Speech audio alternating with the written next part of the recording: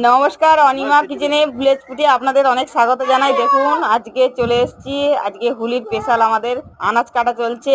আজকে রাত্রে রেসিপি হলো খিচুড়ি, আলুর দম আর চাটনি, তার সাথে পাঁপড় ভাজা। আমার দেওয়া দেখুন আলু ছাড়াতে বসে গেছে, কি সুন্দর করে আলু ছাড়াচ্ছে। বন্ধুরা পুরো ভিডিওটা অবশ্যই দেখুন, ভালো লাগলে অবশ্যই একটা সাবস্ক্রাইব করবেন।